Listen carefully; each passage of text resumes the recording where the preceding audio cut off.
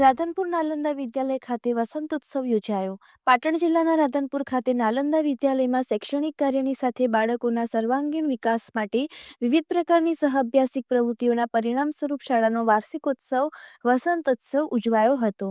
જે આ વસંતોત્સવ કાર્યક્રમ દરમિયાન શિલ્ડ વિતરણ તેમજ સાંસ્કૃતિક કાર્યક્રમ અને વાર્ષિક અંક પ્રેરણા વિમોચન પ્રસંગે ઉપસ્થિત રહી વિદ્યાર્થીઓને ઉત્સાહ અને પ્રોત્સાહન આપવા કાર્યક્રમના અધ્યક્ષ પરબતભાઈ ચૌધરી, પ્રમુખ વિવેકાનંદ વિકાસ મંડળ રાધનપુર સહિત મુખ્ય મહેમાન તરીકે રાધનપુરના ધારાસભ્ય લવિંગજી સોલંકી ઉપસ્થિત રહ્યા તેમજ વિશેષ મહાનુભાવો દ્વારા વિદ્યાર્થીઓનું સન્માન અને શિલ્ડ આપી પ્રોત્સાહિત કરવામાં આવ્યા હતા. રિપોર્ટર અનિલ રામાનુજ, રાધનપુર, પાટણ. વિદ્યાલય દ્વારા દર વર્ષે આપણે વાર્ષિકોત્સવ કરીએ છીએ. આ વર્ષના વાર્ષિકોત્સવનું નામ હતું વસંતોત્સવ. આ અત્યારે વસંત ઋતુ ચાલી રહી છે એટલે વસંત ઋતુ માટે જે એનો તહેવાર છે એને જોડીને વિદ્યાર્થીઓ દ્વારા અહીંયા સાંસ્કૃતિક કાર્યક્રમનું આયોજન કરવામાં આવ્યું. આજે ત્રિવિધ કાર્યક્રમ હતો એટલે વિદ્યાર્થીઓનો સાંસ્કૃતિક કાર્યક્રમ હતો.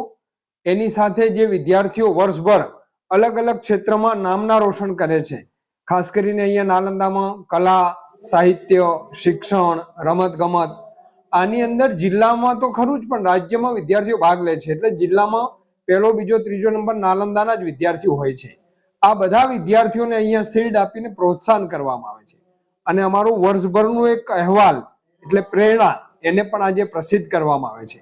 આજે સ્કૂલના 50%થી પણ વધારે વિદ્યાર્થીઓએ મંચ ઉપર આવી અને પોતાની કલા અને પોતાના કૌશલ્યનું પ્રદર્શન કર્યું.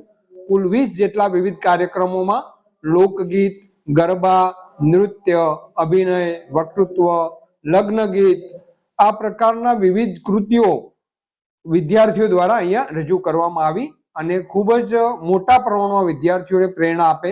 વાલીઓ પણ મોટી સંખ્યામાં અહીંયા ઉપસ્થિત રહ્યા. વિશેષ મહાનુભાવો દ્વારા પણ વિદ્યાર્થીઓનું અહીંયા સન્માન અને એમને શિલ્ડ આપીને પ્રોત્સાહન કરવામાં આવ્યા. એવો રીતે આ કાર્યક્રમ યોજાનો. ધન્યવાદ. શું નામ આપનું ને હોદ્દો? હું રમેશભાઈ ચૌધરી, અહીંયા સ્કૂલ